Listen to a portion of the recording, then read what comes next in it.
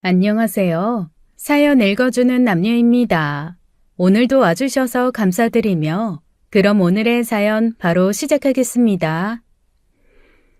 안녕하세요. 저는 장애가 있는 여동생을 돌보며 결혼 생활을 하다가 얼마 전 이혼한 40대 여성입니다.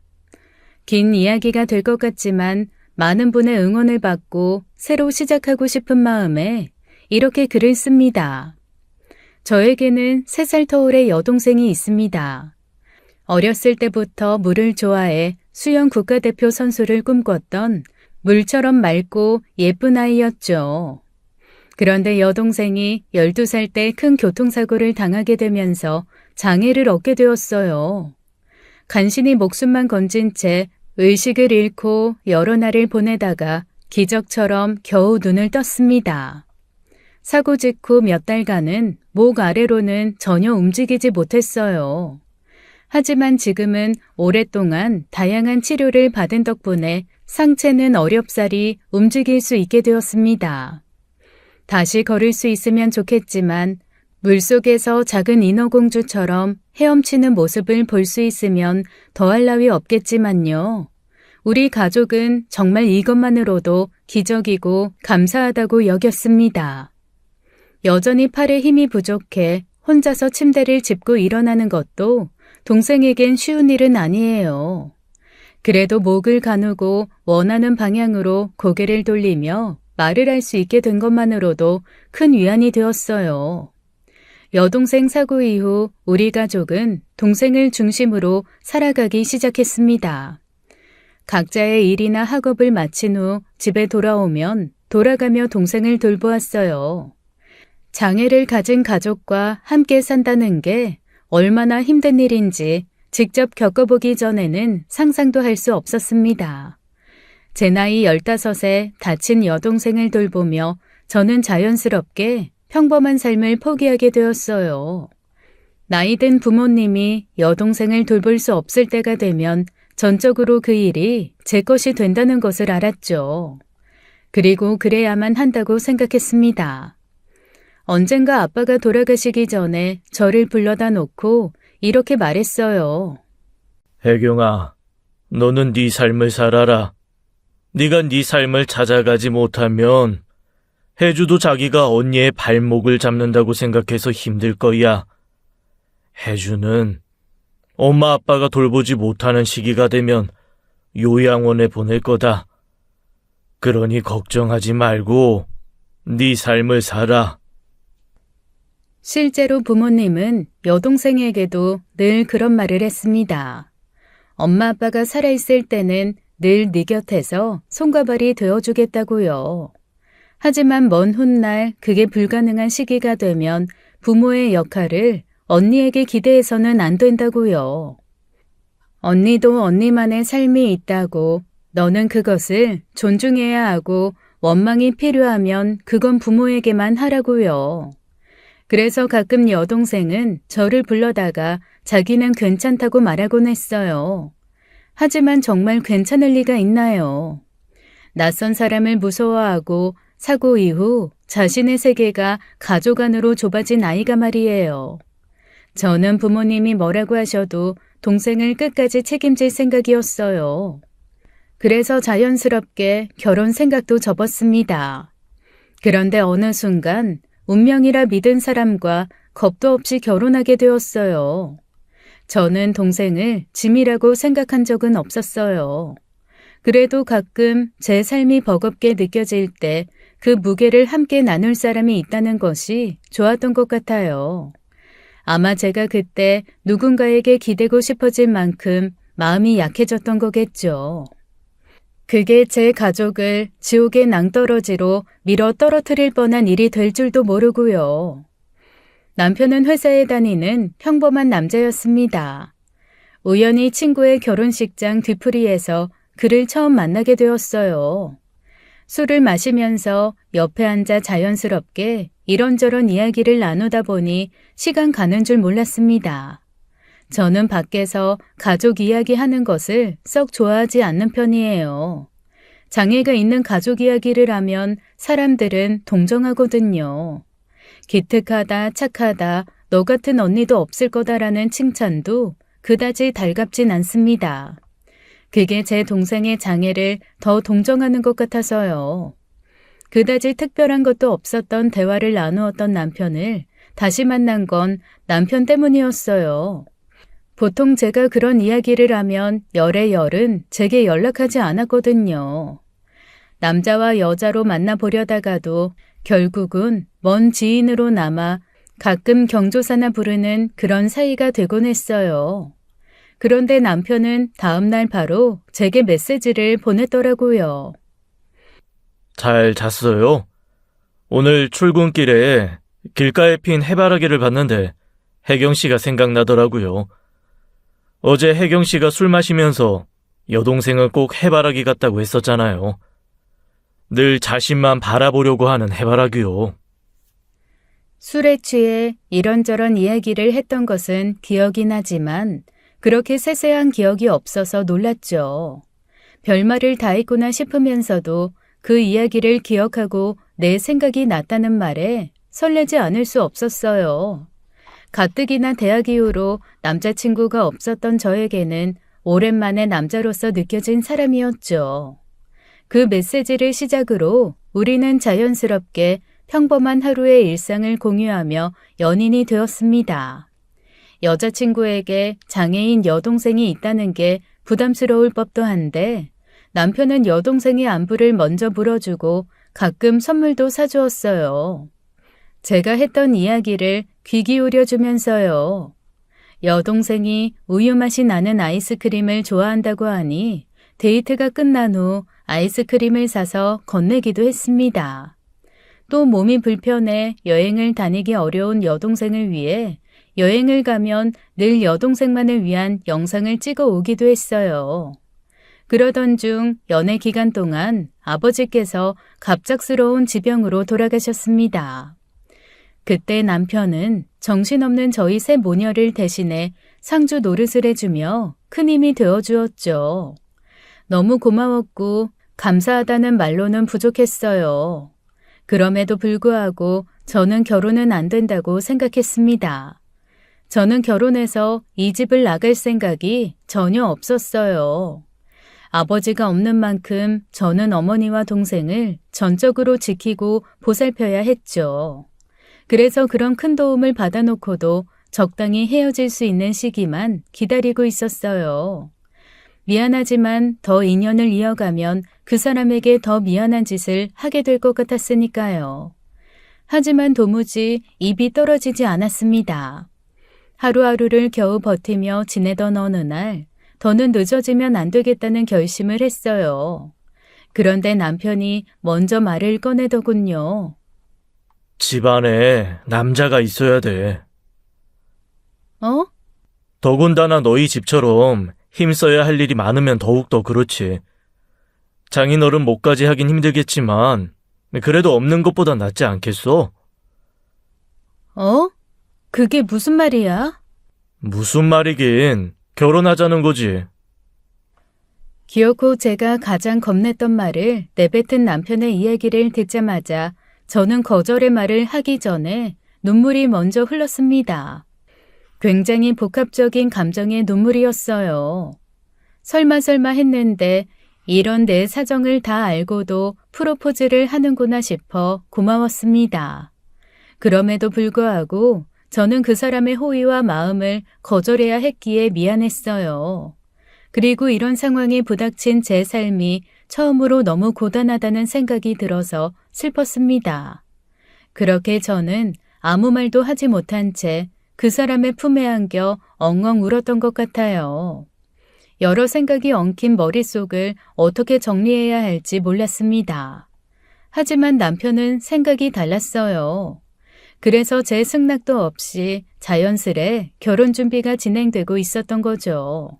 어쩌면 저도 그걸 바랐을지 모릅니다.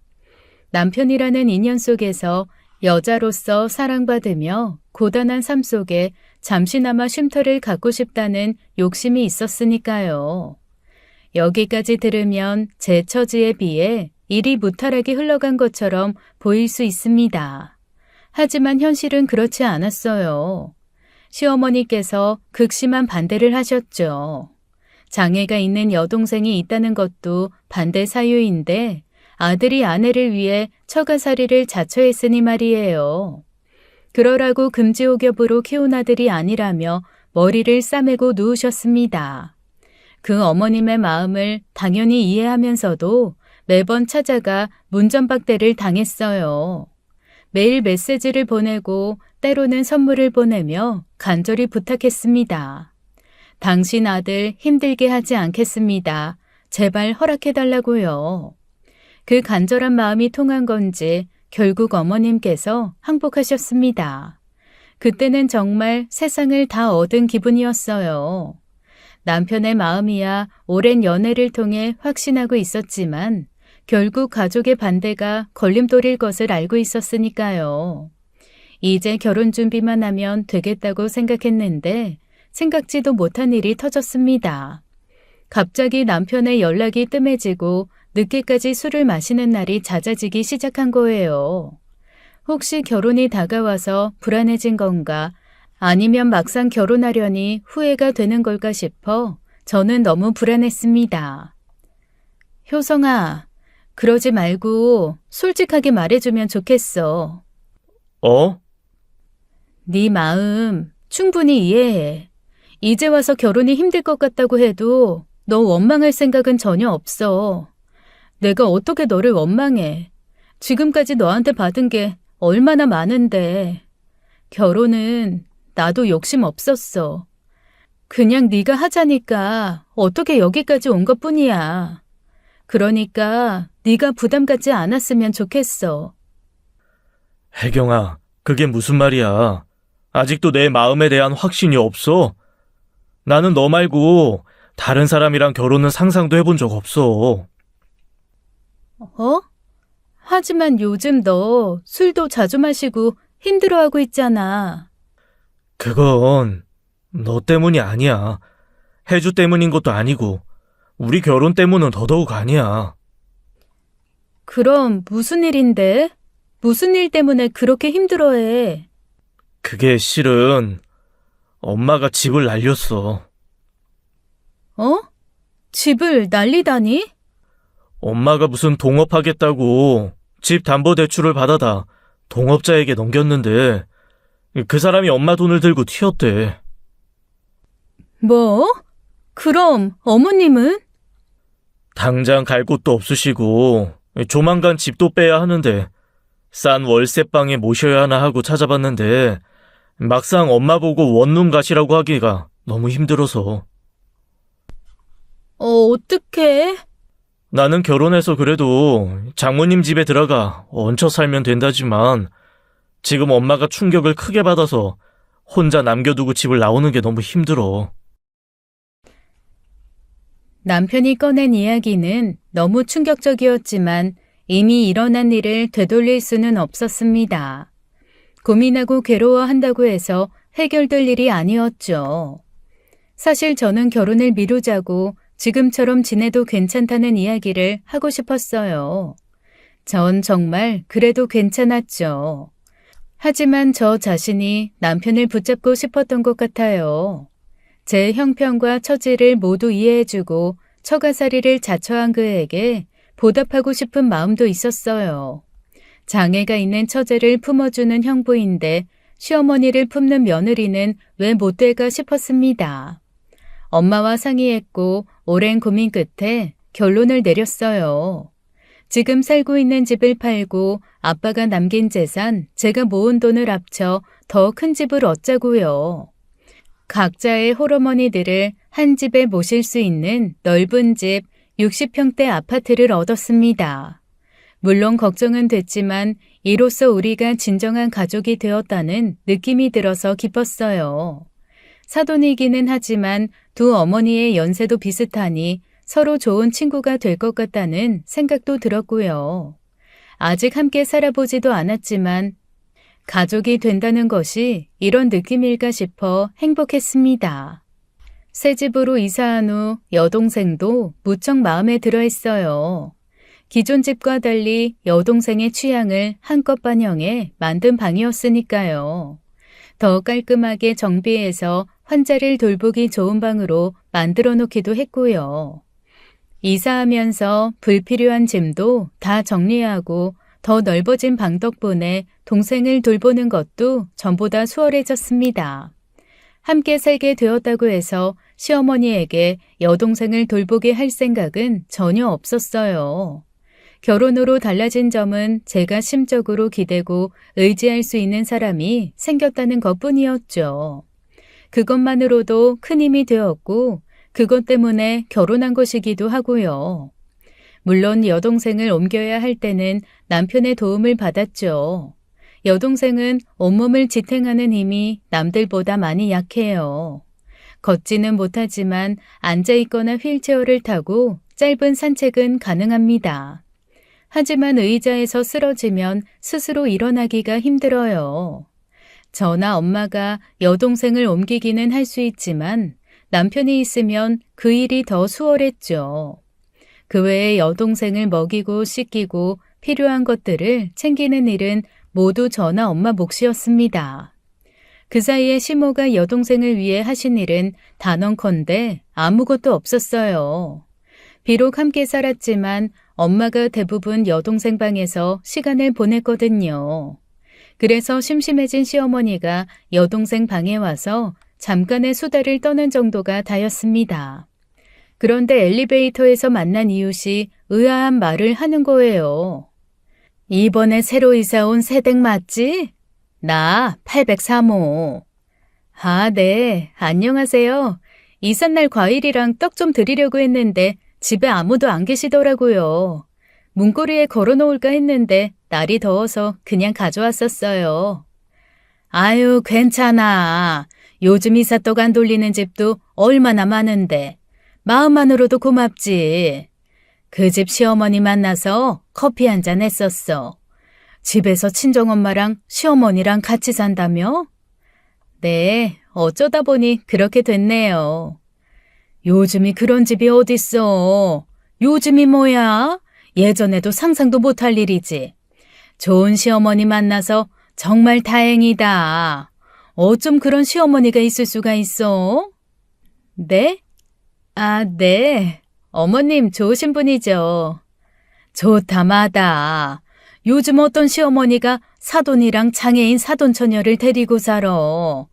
거기다 아침 저녁으로 간병까지 해주신다며. 네? 시어머니한테 잘해. 새댁이 인상이 좋은 게 복이 타고났나 봐. 그런 집으로 시집 간 걸 보면. 너무 갑작스럽게 만나 갑작스러운 대화를 했기 때문에 무슨 말인지 이해하는데도 시간이 좀 걸렸습니다. 왜 그럴 때 있잖아요. 분명 한국말인데 이해하기 어려울 때요. 집에 돌아와 곰곰이 생각해 보니 이건 아니다 싶었지만 이미 늦었죠. 주변 이웃들에게 저와 가족들이 시댁에 얹혀 사는 염치 없는 가족처럼 보이진 않을까 걱정이 되었습니다. 그래서 남편을 붙들고 조바심에 말했죠. 어머님이 다른 분들한테 나랑 엄마가 시댁에 얹혀 산다고 하시는 것 같아. 게다가 장애인 사돈처녀 수발까지 하고 있다고. 뭐? 에이, 설마. 잘못 들은 거 아니야? 잘못 들을 게 없어서 그런 걸 잘못 듣겠어? 엘리베이터에서 803호 아주머니를 만났는데 그런 말씀 하시면서 시어머니한테 잘하라고 신신당부하시더라고. 그럼 그 아주머니가 잘못 들었겠지. 우리 엄마가 뭐하러 없는 소리를 하고 다니겠어. 너무 신경 쓰지 마. 원래 사람들 남 이야기하는 거 좋아해서 없는 말도 지어내고 부풀려서 말하기도 해. 그래도 괜히 이웃들한테 나랑 엄마 되게 염치 없는 사람 된 것 같아서 기분이 찝찝해. 염치가 없긴 무슨. 실제로 그런 사정으로 함께 살았다고 하더라도 그게 뭐가 염치 없는 일이야. 서로 돕고 서는 가족이라 부러워서 그런 거야. 우리 집같이 사돈이 같은 집에 사는 사람이 있어? 그건 그렇지만. 가끔 보면 혜경이 너는 생각이 너무 많아. 깊게 생각하지 마. 남편은 별일이 아니라는 식으로 말했고 거기다 대고 괜히 실제로 듣지도 않은 말을 하며 걱정할 수는 없었어요. 찝찝했지만 남편 말대로 제가 너무 깊이 생각하며 확대 해석했을지도 모르니 그냥 넘어갔죠. 그런데 그 뒤로도 몇 번이나 그런 일이 있는 거예요. 다들 여동생을 보살피는 데에 있어 시모가 큰 보탬이 되고 있다고 알고 계시더라고요. 저는 점점 듣기 불쾌해질 수밖에 없었습니다. 그냥 서로 돕고 사는 정도다라는 식이 아니었거든요. 여동생이 휠체어를 타고 가끔 산책하러 나가긴 하지만요. 어떤 병이고 어떤 장애가 있는지 남들이 그렇게 자세히 알 리가 없잖아요. 그런데 시어머니가 남편이나 저희 엄마를 통해 들은 여동생의 이야기를 마구잡이로 하고 다니는 거였어요. 심지어 어떤 이웃은 그러게 처음부터 좋은 병원으로 갔으면 한창 좋을 나이에 저러고 있지도 않았을 거라고 했죠. 세상에 어떤 시모가 사돈처녀 똥기저귀까지 갈아주며 사냐고 약간 저를 비난하는 식으로도 이야기하더라고요. 신호가 오면 엄마한테 말해서 화장실을 가지만 가끔 실수할 때가 있어 기저귀를 쓸 때도 있습니다. 기저귀를 쓰면 엉덩이 발진도 나고 본인도 힘들어해서 별로 좋아하지도 않아요. 한 번씩 실수할 때마다 어쩔 수 없이 기저귀를 갈고 치워야 하는데 어쩔 수 없이 냄새가 좀 납니다. 방문을 닫고 환기도 하면서 금방 해결하지만 시모는 굳이 방 근처까지 와서 한 소리를 하세요. 화장실 들어가서 하면 안 되냐고요. 한번 기저귀 갈 때마다 온 집안에 똥냄새가 나서 죽겠다고 앓는 소리를 할 때마다 얼마나 민망한지요.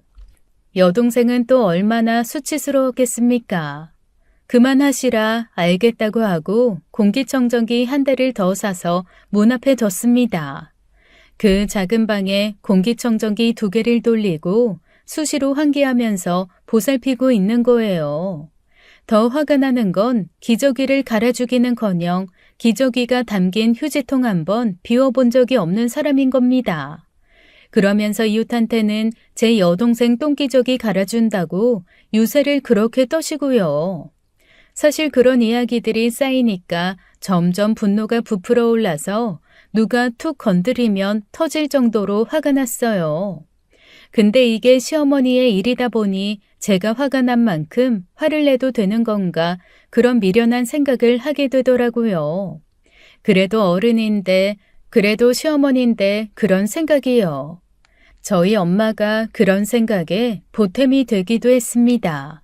주변 사람들 만나 솔직히 사돈집에 얹혀 산다고 할 수는 없지 않냐고 그냥 유세 떨고 싶은 늙은이라고 생각하라고요. 그러다가 도저히 참을 수 없는 일이 터졌습니다. 결혼 전에는 회사와 프리랜서로 자영업을 병행했는데 그게 잘 안 돼서 자영업만 하게 되었어요. 그래서 출퇴근 시간이 조금 유동적입니다. 대부분은 남편 퇴근하는 시간보다 약간 빠르게 퇴근하는 정도인데 그날은 업무가 빨리 끝나서 퇴근이 한참 빨랐어요. 근데 현관부터 아주 복작복작한 거예요.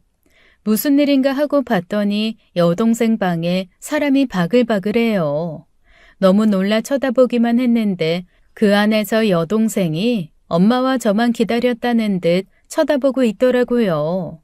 저를 본 시모는 조금 당황하시고 이웃 아주머니들은 새댁 왔냐고 반겼죠. 더 황당했던 건요. 시모가 물수건으로 제 여동생 팔을 닦아주고 있는 거였어요.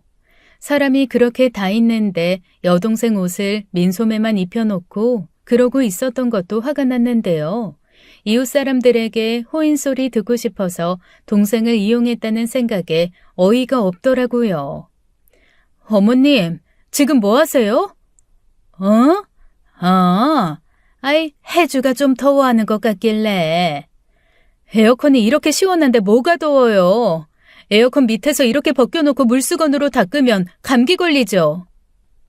그러냐?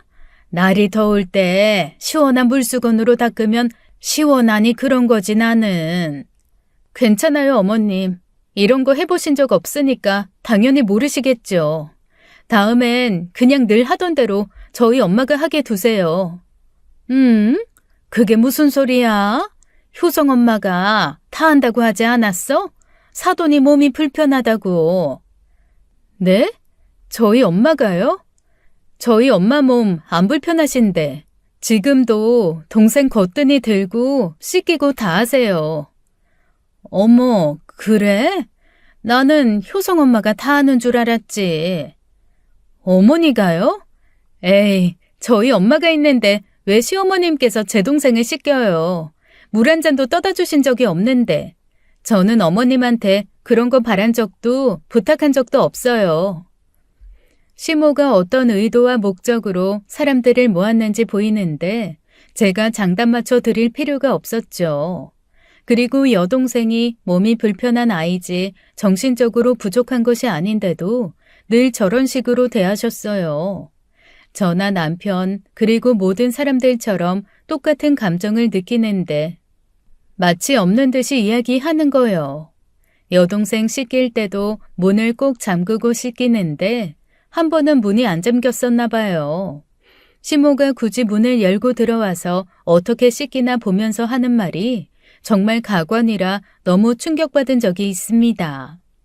저 통이 저렇게 큰데 누구 하나 만져주는 사람도 없고 그 좋은 나이에 참 안 됐다 해주도.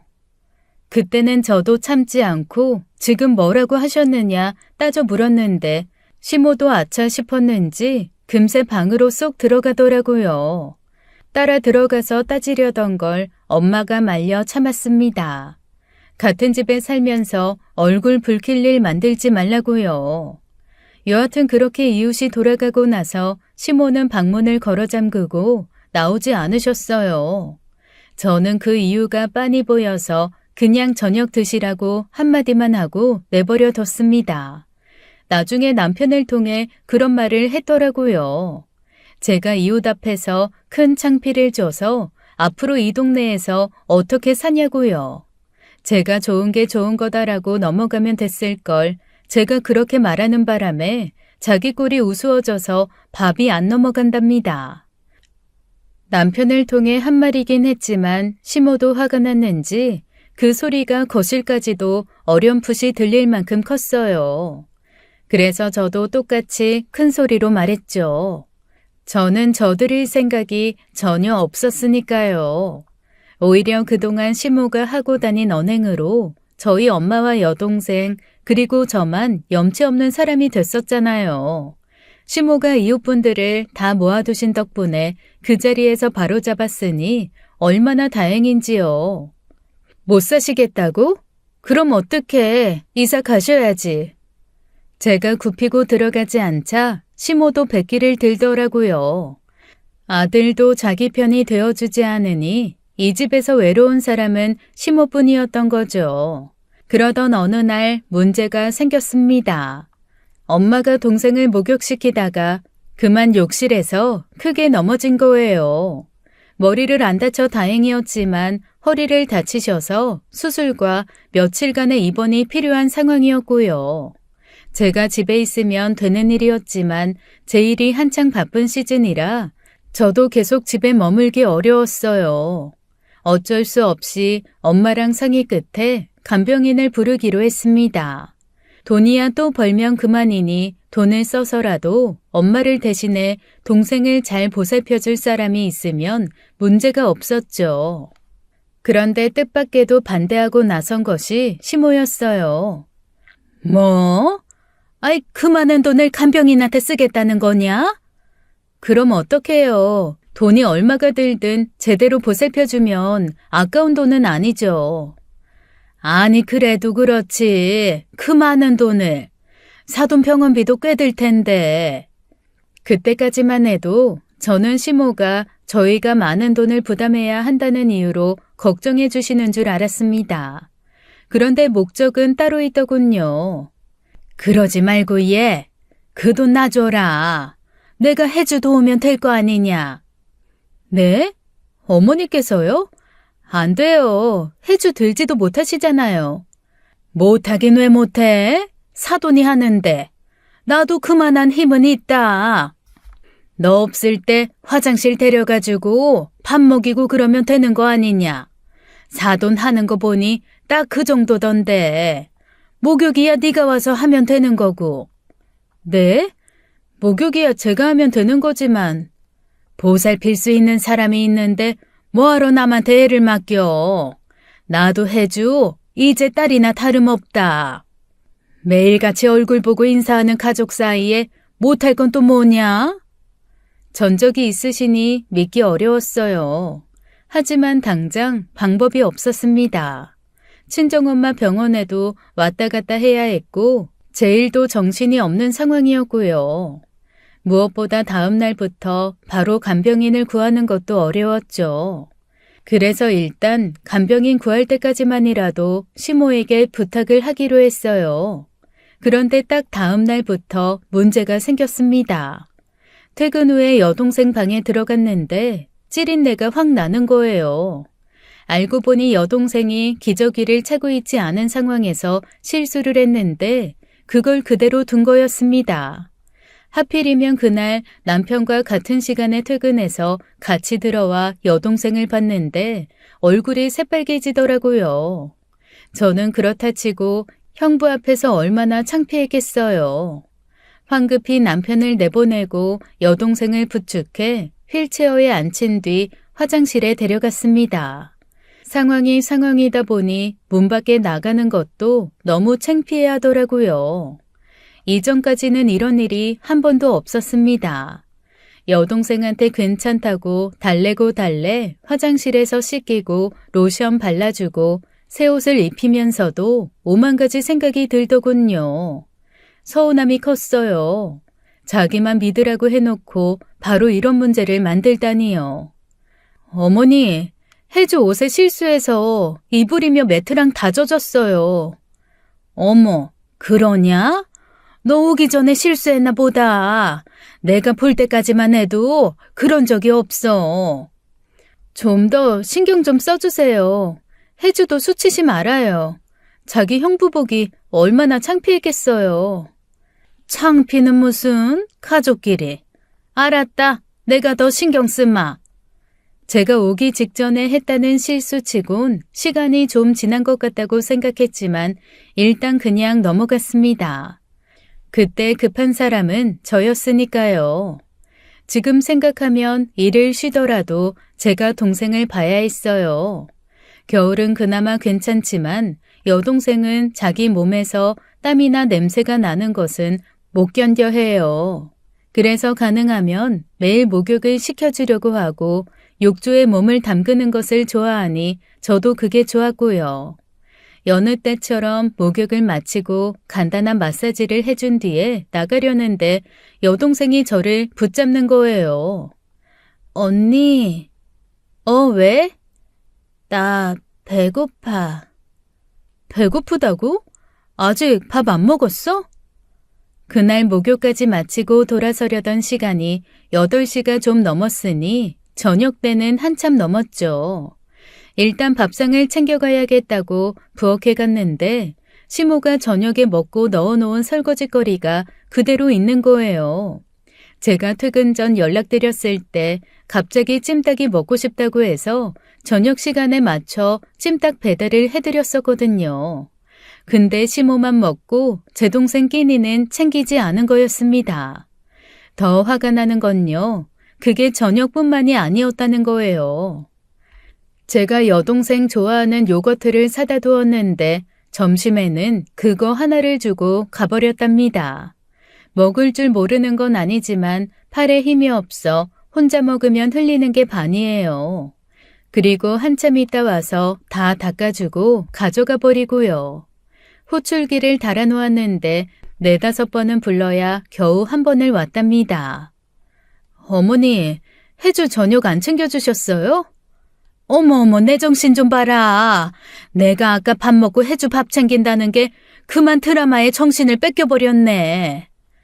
어머니, 제가 혜주 좀만 더 신경 써달라고 부탁드렸잖아요.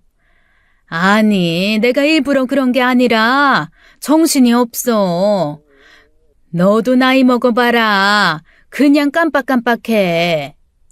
드라마야. 밥 챙겨주시면서 해주 방에 있는 텔레비전으로 봐도 되잖아요. 애가 어머님 어려워서 말도 제대로 못하고 얼마나 배가 고팠겠어요. 점심때도 요거트 하나만 주셨다면서요. 내가? 어머, 해주 걔도 웃긴다. 나 점심 챙겨줬어, 얘. 뭐 챙겨주셨는데요? 뭐냐니, 냉장고에 있는 반찬 해다가 줬지. 너 지금 네 여동생 말만 듣고 나를 잡니?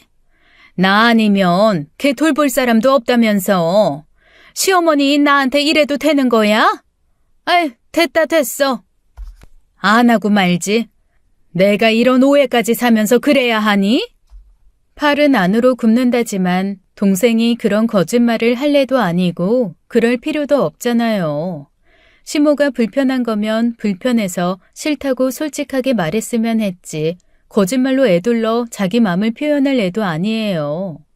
혹시나 하고 동생한테 요거트 말고 정말 준 게 없냐고 재차 물었지만 여동생은 그거 말고 먹은 게 없다고 했고요. 그리고 그날뿐만이 아니라 대체로 밥이 부실해서 그동안 너무 배가 고팠대요. 그 일뿐만이 아니었어요. 여동생이 쓰는 화장실이 여동생에게 맞춰져 있긴 하지만 오래 앉아 있으면 힘들어해요. 기능성 의자도 아니고 변기잖아요. 근데 시모가 한참을 있다 와서는 많이 먹어 똥을 오래 싸는 것 같다는 말도 하더래요. 동생한테 한 말은 아닌데 혼잣말처럼요. 그래서 화장실 가고 싶다는 말도 하기 어렵다고 하더군요. 그러면서 그냥 기저귀 차고 있을 테니까 언니가 와서 좀 치워주면 안 되냐고 울면서 말하더라고요. 너무 화가 나는데 감정을 좀 삭히고 말씀드려야 할 것 같아 안방에 왔다가 괜히 남편하고 싸우게 됐죠. 엄마가 실수였다잖아. 아무리 그래도 장모님이랑 비교해서 비슷하게 하길 바라는 건 무리가 있지. 우리 엄마만큼 해달라는 게 아니라 사람답게 있을 수 있는 최소한의 것을 요구한 거잖아. 화장실 왔다 갔다 데려다 달라. 점심 저녁만 좀 먹여달라. 그게 전부인데. 지난번에는 화장실에서 1시간을 있었대. 오늘처럼 부실하게 식사 챙기는 건 한두 번도 아니고. 그래도 엄마가 할 수 있을 만큼 하고 있잖아. 그렇게까지 화를 내야겠어? 그 나이 되면 깜빡깜빡 할 수 있는 건데. 그럼 애초에 본인이 하시겠단 말은 하지 말았어야지. 안 되겠어. 당장 돈을 배로 주더라도 간병인 구할 거니까 당신은 어머님한테 받아가신 그 돈 일부는 돌려달라고 해. 뭐? 야, 이미 쓰라고 드린 돈을 어떻게 달라고 해? 생각 같아선 한 푼도 빠짐없이 달라고 하고 싶어. 어머님이 해주를 위해서 한 게 뭐가 있으셔? 호출 버튼 불러도 4-5번이나 불러야 한 번 오시고 혼자 물 마시려다가 떨어뜨린 물잔 바닥에 떨어져 있는 거 한두 번 본 것도 아니야. 나도 어머니 전혀 이해 못하고 이런 소리 하는 거 아니라고. 그래도 해도 너무 하시잖아. 됐어. 나는 그런 말 못하니까 그 돈 받아내려면 네가 해. 알았어. 내가 할게. 참, 너도 독하다, 독해. 환감 넘은 시어머니한테 꼭 그렇게 해야겠어? 남편이야 자기 엄마이니 너무하다고 생각할 수도 있겠죠. 하지만 정도라는 게 있지 않나요? 이런 문제만 없었더라도 오히려 저는 엄마 퇴원했을 때 시모에게 용돈을 더 드리려고 했습니다.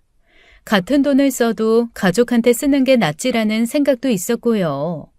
제가 아무래도 간병인을 써야 할 것 같으니 남은 돈을 달라고 말씀드렸더니 벌써 다 쓰고 없다고 버티시더라고요. 내내 집에만 계시는 분이 그 돈을 쓰면 어디에 썼겠어요. 있는데도 안 주시는 거지. 저도 같은 말 여러 번 하며 신랑이 버리고 싶지 않아서 그럼 당분간은 용돈 안 드리는 걸로 하겠다고 했어요. 그랬더니 아주 펄쩍 뛰셨어요. 뭐? 원래 주기로 한 용돈인데 그걸 왜 안 줘? 미리 드린 셈 친다고요. 그 돈이 얼만데 그걸 벌써 다 쓰셨다는 거예요? 내가 돈 얼마 쓰는지 그걸 일일이 다 말해야 되니? 내가 썼다면 그런 줄 아는 거지. 이게 어디서 시어머니한테 돈으로 협박질이야? 용돈이나 뭐 얼마나 준다고. 집에서 드시고 싶은 거 다 드리고 가끔 나가서 쓰실 돈으로 그 정도면 충분하시죠.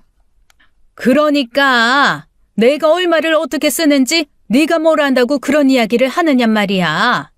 아무튼 약속은 지켜라. 네가 시집 올 때 뭐라고 했냐? 큰 돈으로 효도는 못해도 매달 얼마는 꼬박꼬박 드린다. 그러지 않았니? 사람이 한 입으로 두말하는 거 아니다. 응?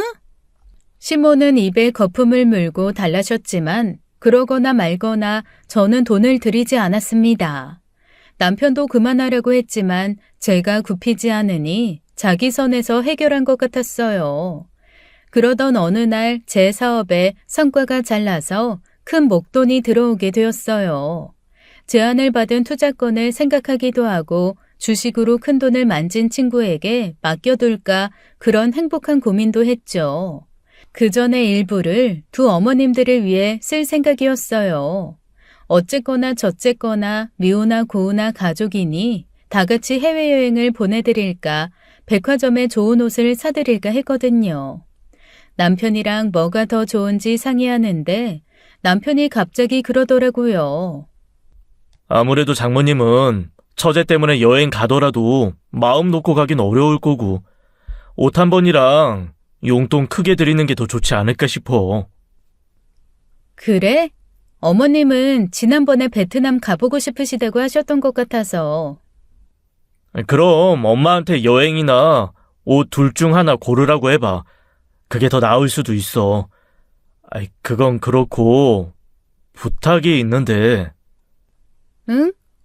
이번에 엄마랑 장모님한테 쓰는 거 그냥 내가 해드리는 거라고 하면 안 될까? 어? 갑자기 왜? 실은 너한테 자존심 상해서 그동안 말을 못했는데 이 집도 그렇고 내 벌이도 그렇고 당신한테 못 미쳐도 너무 못 미치는 것 같아서 좀 힘들었어. 뭐? 왜 그런 생각을 해? 우리가 가족이 된 게 중요하지. 누가 얼마를 벌고 누가 집을 해왔는지 그건 상관없다고 했잖아. 네가 그렇게 말해줘도 남자는 그게 쉽지 않지. 적어도 자기 가정은 자기가 벌어 먹을 수 있는 정도는 벌어야 한다고 하는데 너무 당신한테 모든 걸 맡기고 푼돈 버는 기분이라. 무슨 그런 생각을 해. 속상하게. 나 당신한테 되게 고마워. 당신은 안정적인 직업으로 꾸준히 돈을 벌 수 있는 일이고 나는 그게 안 되는 거잖아. 내가 나중에 어떻게 될 줄 알고 내가 벌 수 있을 때 많이 버는 거지. 그냥 너한테도 장모님한테도 면목이 없어. 이런 부탁해봤자 달라지는 거 없다는 건 알지만 그래도 장모님이랑 엄마한테 내가 사위 노릇, 자식 노릇 나름 잘하고 있다고 보여드리고 싶어서. 저는 그전까지만 해도 남편이 그런 생각을 하고 있다는 생각은 상상도 못했어요. 그저 동생 보살피고 엄마 허리 수술하고 사업하느라 정신이 없어서 그런 생각할 새도 없었고요. 그게 남편을 그렇게 자존심 상하게 한다는데 어쩌겠어요. 그렇다고 저보고 자기 자존심을 위해 사업을 접고 살림하라고 하는 게 아니라 적당히 좀 맞춰달라는 건데요. 제가 번 돈이 남편이 번 돈이나 다름없다고 생각하며 저는 흔쾌히 그러라고 했습니다. 저희 엄마는 여행은 부담스러워 하셔서 좋은 옷 해입으시라고 돈으로 드렸어요. 시어머니는 여행 가고 싶으시다고 하셔서 패키지로 4박 5일 베트남 여행 보내드리고 용돈도 드렸고요. 그 돈이 다 사위가 회사에서 일을 잘해서 받은 보너스라고 말씀드리면서요. 두 분 다 정말 고마워하시고 좋아하셨지만 특히나 시어머니가 정말 좋아하셨습니다. 아들 잘 만나 호강한다고 하시면서 저한테도 남편 잘 만나서 호사 누리고 산다고 하셨죠. 그래도 어쩌겠어요. 남편 생각해서 그냥 넘어가는 거지. 남편이 이 집안의 가장으로 있으면서 저희 엄마한테도 동생한테도 잘하니 돈 문제는 그렇게 문제가 되지 않았습니다. 오히려 남편 기 살리려고 그 뒤로 두 어머니께 매달 주는 용돈을 남편이 벌어다 주는 거라고 해주기도 했고요. 근데 그게 독이 될 줄 누가 알았겠나요? 그 뒤로 이상하게 시어머니와의 갈등이 더 잦아진 겁니다.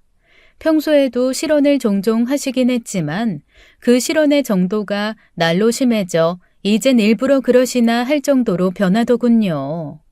한 번은 시모방 앞을 지나가다가 말소리가 들려 들어보니 지인분과 통화를 하고 계신 것 같았어요. 아유, 집안에 환자가 있으니 분위기도 얼마나 칙칙한지 몰라. 내가 진짜 기다렸다가 아들 데리고 나가든지 해야지. 처가살이에 내 아들 허리 휘는 거 보면 내가 안쓰러워 죽겠어. 응? 아이, 그럼 우리 효성이가 이 집 아들 사위 노릇 다 하지. 그 집 식구들은 주는 거 없이 아들한테 바라는 게 얼마나 많은지 얄밉기도 또 얼마나 얄미워. 양심도 없이 남의 집 아들 데려다가 저렇게 부려먹는 거 보면 나중에 천벌 받을 거야. 너무 놀라 그 자리에서 얼어붙었는데 문 열고 들어갔다가 시모 전화 엿듣는 꼴 고백하는 것 같아 참았습니다. 그때 참았어도 화가 나는 순간들이 여러 번 있었어요. 사사건건 부딪힌다고 매번 죽자고 싸울 수는 없잖아요. 저도 참을 만큼은 참습니다. 그런데 선을 넘어도 세게 넘는 순간들이 있잖아요. 그럴 때는 남편 눈치 보지 않고 싸웠습니다. 대개는 남편도 할 말 없는 그런 상황이었으니까요. 한 번은 제가 없는 사이에 시어머니가 엄마한테 그런 소리를 했나 보더라고요. 혜주가 몸이 이래서 그렇지 인물이나 몸매가 좀 좋아? 아까워 죽겠어 나는. 평생 결혼도 못 해보고 남자도 못 만나보고 저도 얼마나 억울할 거야? 사돈, 그러지 말고 혜주 시집 보내는 게 어때요? 네? 아니, 그건 좀 힘들죠. 아무리 그래도 몸이 불편한데. 모르는 소리. 집신도 짝이 있다는데 저마다 자기 짝이 있는 거지. 혜경이 봐봐요. 평생 결혼 안 하겠다고 해놓고 내 아들 만나서 저렇게 호강하면서 사는 거. 혜주도 다 짝이 있다니까. 실은 건너 혜주 사진 보여주니까 좀 탐내는 집안이 있던데. 혜주를 탐낸다고요? 그 집도 아들이 좀 장애가 있긴 있어요. 그쪽은 타고나기를 좀 부족한 앤데 애가 크니까 그렇게 여자를 만나고 싶어서 안달인가 보더라고. 그런 게 안 가르친다고 되는 게 아니잖아요. 본능인데. 그 집에 혜주 보내면 그 집에서 앞으로 평생 혜주 봐주겠다는데 어때? 생각 있어요? 사돈도 편해지고 우리 아들이나 혜경이도 편해질 텐데. 사돈, 그게 지금 무슨 말도 안 되는 소리예요? 여간에선 제가 없는 자리에서 아는 시모의 실언도 혼자 삼키던 엄마가 그날 울면서 저에게 들려준 이야기예요. 엄마가 한 번도 그렇게 화낸 적이 없었는데 대놓고 엄청 화를 냈다더라고요. 다행인 것은 혜주가 없는 자리에서 한 말이었고요. 그 말을 듣는데 피가 거꾸로 솟구치는 기분이 들더라고요. 그래서 그날 정말 결판을 낼 태세로 들어가 시모와 크게 싸웠습니다. 어머니, 우리 엄마한테 하신 말씀 그게 뭐예요? 뭐? 아, 그거? 아유, 사돈도 참. 나도 생각해보니 그게 아닌 것 같아서 그냥 잊어라 했더니 그걸 또 그새 너한테 말하든? 별말도 아니었다. 혜주도 시집 가면 좋잖아. 너도 부담 덜고 우리 효성이도 처가살이 하면서 처제 걱정할 필요도 없고 말이다. 그게 어떻게 혜주가 좋은 일이에요? 그게 시집 보내는 거예요? 성욕 푸는 도구로 보내는 거지? 대체 제 동생을 뭐라고 생각하시면 그런 말씀을 하실 수가 있어요? 저랑 제 엄마를 얼마나 무시하면 그런 말씀을 하세요? 아니, 왜 소리를 지르고 그래? 그리고 너는 말을 또 왜 그렇게 하니? 누가 보면 내가 혜주 팔라고 한 줄 알겠다. 그 말이 그 말이잖아요, 지금. 어머니, 종종 혜주 짐덩이 취급하면서 마치 저희가 혜주 때문에 힘든 삶을 살고 있다는 식으로 말씀하시는데 혜주 저희한테 짐 아니에요. 태어난 뒤로 지금까지 있어줘서 고맙고 그 큰 사고를 겪고도 살아있어줘서 고마운 애라고요. 그래, 안다. 네 동생이니 오죽하겠니? 근데 혜경아, 생각해봐라. 언제까지 네가 혜주를 돌보니? 네 어머니 가시고 온전히 네 일이 됐을 때 말이다. 너는 언제까지나 젊을 것 같아? 다 늙어서도 혜주 돌볼 수 있을 것 같냔 말이야. 죽어도 제가 해요. 누가 어머님더러 혜주 걱정해달랬어요? 어머님, 선 넘으셔도 한참 넘으셨어요. 뭐? 아이, 그게 지금 시어머니한테 할 소리야? 내가 엄마처럼 생각해라, 편하게 생각해라 했다고. 너야말로 너무 선을 넘는 거 아니냐? 나는 너랑 못 산다. 시어미 잡아 죽일 듯이 달려드는 너랑 내가 어떻게 사냐? 네, 듣던 중 반가운 소리네요. 저도 어머니랑 못 살아요. 더는 엄마랑 혜주 옆에 어머님 못 두겠다고요. 결국 듣다 못한 남편이 들어와 저를 끌고 나가서야 일단락 됐습니다. 시어머니는 저를 원망할 생각으로 한 말인지는 몰라도요. 저는 그냥 한 말이 아니었습니다. 정말로 시모와는 단 하루도 같은 집에서 살고 싶지 않았으니까요. 남편은 제가 그런 이야기를 했다는 것에 화가 난 얼굴이었지만 방으로 들어온 제가 한 말에 바로 꼬리를 내리더군요. 혜경아, 아무리 그래도 그렇지 어떡해. 어머님, 밖에 모셔. 뭐? 어머님, 선을 넘으셔도 정말 세게 넘으셨어. 어머님 따로 모셔. 혜경아, 일단 진정하고 내일 이야기하자, 어? 내 말 못 들었어? 나 어머님이랑 한 집에서 못 산다고. 알았어, 알았으니까 일단 진정하자. 내가 엄마한테 잘 말해볼게. 내가 생각해도 엄마가 선을 넘었어. 너 이렇게 화낼만 해. 장모님도 얼마나 기가 막히고 황당하겠어. 처음 합가를 결심했을 때는 서로 아무리 부족한 점이 있더라도 서로 보듬어주고 살면 그만이라고 생각했는데요. 이런 기가 막힌 문제가 생길 줄 누가 알았을까요? 그 뒤로 며칠은 서로 없는 듯이 지냈습니다. 같은 식탁에서 밥을 먹지도 않았고 저는 엄마를 대신해 혜주 곁에서 함께 밥을 먹었어요. 얼굴을 봐도 인사도 하지 않았죠.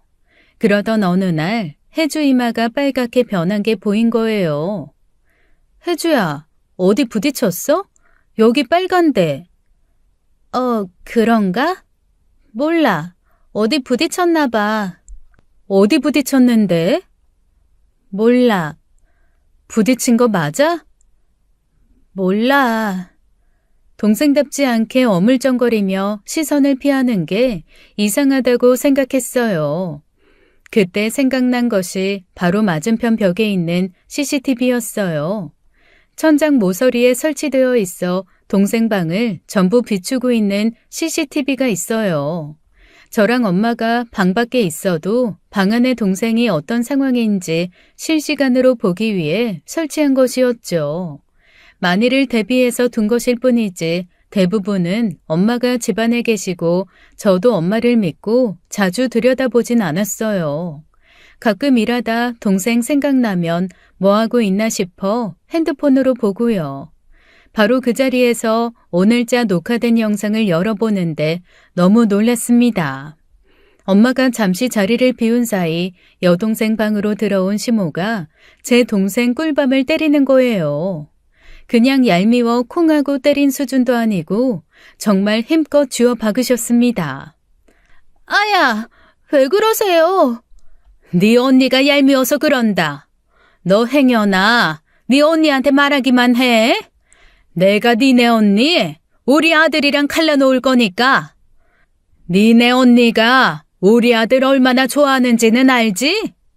그 순간 주변 소리도 들리지 않고요. 순간 스트레스가 엄청났는지 이명까지 들리더라고요. 덜덜 떨리는 손으로 이전에 녹화되어 남은 영상들을 전부 찾아봤습니다. 시모가 등장할 때마다 볼륨을 최대한 올리고 어떤 이야기를 하는지 보고요. 때린 것은 한두 번이 아니었습니다. 몸은 때리면 멍이 들어 티가 나니 주로 머리카락으로 가릴 수 있는 머리를 때렸더라고요. 어떤 날은 머리카락을 한 움큼 쥐고 세차게 흔들기도 하고요. 사고로 머리를 다쳤기 때문에 크게 조심해야 하는 것을 알면서도 그런 짓을 한 겁니다. 게다가 저를 더 충격으로 몰아넣은 것은 남편과 시모의 대화였어요. 아유, 저것만 없으면 그냥 네가 더 편해지겠구만. 내가 속상해 죽겠다. 아주 지가 갑이지 갑이야. 어디 저런 하자 있는 걸 데리고 온 주제에 기가 살아선? 혜경이가 해주 일이면 물불 안 가리잖아. 나도 가끔 피곤하긴 한데 어쩌겠어요. 아이, 엄마가 참아. 너는 속도 좋다. 어떻게 그러고 사냐? 그래도 지금은 장모님이 계시고 뭐 크게 손이 가는 거 아니니까 괜찮지. 나중에 장모님 가시면 그때 잘 설득해서 요양원 보내버리면 돼요. 뭐 특별히 내가 하는 일도 없고. 그게 대체 언젠데? 사돈 해주 저거 생각하면 아주 살아도 엄청 오래 살 것 같더구만. 오래 사신다고 해도 연세 더 드시면 어떻게 해주를 감당해. 나중에 두 사람 다 요양원으로 보내야지. 그것도 그거대로 문제야. 둘 다 요양원 보내면 그 돈은 또 어떡하니? 이 집 팔아서 충당하더라도 그렇게 해야지. 결국 혜경이도 그럴 수밖에 없다는 거 인정할 거고. 이 집을? 아유, 아까워서 어째. 전 남편까지 그런 생각을 가지고 있을 줄은 꿈에도 상상도 못했습니다. 시모의 폭력보다도 어쩌면 남편의 그 속내가 저를 더 충격에 몰아넣은 것인지도 몰라요. 남편에게 해주를 책임지라 할 생각은 전혀 없었어요. 언젠가 저도 힘에 부치면 부모님이 말씀하셨던 것처럼 어쩔 수 없이 요양원에 보내야 하는 순간이 올지도 모릅니다. 하지만 그건 그때 가서 생각할 일이지 지금부터 언제쯤 요양원에 보낼 생각하면서 지내지 않았어요. 누가 이별을 생각하며 가족을 대하나요? 동생에게 물었어요. 왜 아무 말도 하지 않았느냐고요. 동생은 울면서 저랑 전 남편이 헤어지는 것을 원하지 않았대요. 괜히 자기 때문에 지금 안 그래도 힘든데 더 힘들게 하고 싶지 않았다고요. 울다 잠든 동생을 보면서 저는 한숨도 자지 않고 오랫동안 고민했습니다. 시모와는 당연히 함께할 수 없었고 이미 신뢰가 깨져버린 상황에서 남편과도 함께 살 이유도 없었어요. 그래서 날이 밝자마자 모두를 모아놓고 이야기를 했습니다. 어머니, 그동안 우리 혜주한테 손대셨죠? 이건 또 무슨 소리야? 혜주가 그러든? 내가 그랬다고. 아니요. CCTV에 녹화된 거 봤습니다. 뭐? CCTV? 사람이 집에 다 있는데 그런 게 왜 있어? 그게 요점이 아니라요. 그 안에 어머님께서 우리 혜주 폭행하신 장면 다수 녹화되어 있는 거 확인했어요. 혜경아, 그게 무슨 말이야? 사돈이 우리 혜주를 때렸다는 거니? 내가 있는 집안에서? 엄마 잘못 아니야. 엄마 바쁠 때, 엄마가 잠시 자리 비울 때 그런 거였어. 아니 사돈, 어떡해. 무슨 또 폭행식이나. 그냥 얄미워서 몇 대 좀 쥐어박은 거 가지고 일 키우지 말아라. 그리고 당신, 어머니랑 했던 이야기도 다 들었어. 엄마도 혜주도 나중에 요양원 보내겠다고 하는 거. 뭐? 아이, 그건 혜경아. 그냥 하는 말이지. 엄마가 하도 그러시니까 나도 그냥 장단 맞춰드린 거고. 우리 이혼하자. 혜경아! 뭐? 지금 너 시애미 앉혀놓고 이혼하겠다고 선언하는 거냐? 이게 어디서 배워먹은 버르장머리야? 어머님께서도 저희 엄마 있는 자리에서 그런 말씀 과하신 것 같네요. 제가 왜 저와 엄마 집에서 어머님을 모시고 살아야 하죠? 너 지금 네 돈 주고 집 샀다고 유세니? 참나 어이가 없어서. 그래, 내가 너 아니면 갈 곳도 없는 줄 아는데 이혼해라. 이참에 잘 됐네. 우리 능력 있는 아들이 이 집에 발목 묶여 이렇게 살고 있는 것도 억울했다. 해주 저거 수발 드는 것도 모자라 뼈 빠지게 돈 벌어 생활비에 장모용돈에. 어휴, 그래, 헤어져라. 이왕 이렇게 된 거 이 말씀도 드려야겠네요. 당신한테는 미안하네. 당신 자존심 생각해서 시작된 일인데 어머니가 이걸로 이렇게 나오실지 어떻게 알았겠어. 어머니께 드린 용돈 그거 다 제가 드린 거예요. 이 사람 그냥 평범한 월급쟁이에 지금까지 승진 한번 해본 적 없는데 그 많은 돈이 어디서 났겠어요? 어머님 베트남 여행 가신 거 그것도 다 제 돈이었고요. 뭐야? 혜경아! 이 사람 다달이 어머님 앞으로 된 남은 빚 처리하느라 그것만으로도 충분히 힘든 사람이었어요. 어머님은 혜주가 저한테 짐이었다. 늘 그렇게 말씀하시지만 이 사람한테는 어머님이 짐인 것 같네요. 저와 제 가족들이 그렇게 못마땅하셨으니 서로를 위해서 지금이라도 끝내는 게 좋을 것 같습니다. 시모가 잘못을 뉘우칠 기회는 이미 여러 번 있었죠. 그걸 걷어찬 것은 시모였어요. 남편도 생각이 짧았다, 그래선 안 됐다 사과했지만 저는 몇 마디 거둔 것뿐이라던 전 남편이 더 실망스러웠습니다. 고작 그런 사람이었다는 걸 알았으면 절대 결혼하지 않았을 거예요. 저는 남편이 하는 말과 행동 모든 것이 진실된 사람이라고 생각했으니까요. 이혼 사유가 될 수 없다고 버티는 남편에게 시어머니를 폭행죄로 고소하겠다고 강하게 밀어붙였습니다. 이미 영상도 있고 동생의 증언도 있을 테니 저에게 너무 유리한 상황이었죠. 차마 시어머니를 법정에 세울 자신이 없었던 남편은 결국 순순히 조건 없이 이혼 도장을 찍어주었습니다. 짧은 결혼 생활은 그렇게 끝이 났어요. 모든 사실을 알게 된 후 아들이 집 하나 제대로 마련할 능력이 없다는 걸 아신 시어머니가 제일 문제였죠. 그 와중에도요, 절대 미안했다, 사과 한마디 없이 이런저런 변명으로 제 마음을 돌리려고 하더라고요. 남편은 겨우 원룸 하나를 구해놓고 나간 걸로 알고 있습니다. 남편도 남편인 게 그동안 제가 생활비에 많은 부분을 책임지고 있으니 돈을 좀 모았을 거로 생각했는데 아니었어요. 나름 한 방을 노렸는지 모을 때마다 주식에 돈을 넣었는데 그게 전부 잘 안 됐던 거죠. 동정표를 얻을 심산이었는지 굳이 원룸 사진을 보여주며 집을 얻었다고 하는데 그냥 무시했어요. 흔들리면 어떡하지? 남편을 끊지 못하면 시모와 또 얽혀야 하는데 하고 걱정했는데 그건 기우였습니다. 의외로 이성적 판단이 너무 잘 되더라고요. 그제야 정신을 차린 것이었어요. 이혼을 한 지 몇 달이 지난 후에도 남편은 술을 마시고 전화나 메시지를 하더라고요. 시어머니는 결국 원룸이 비좁아 못 살겠다고 하시며 이모님 집에 들어갔다고 해요. 근데 거기서도 달갑지 않아 해서 오도 가도 못하고 있다고요.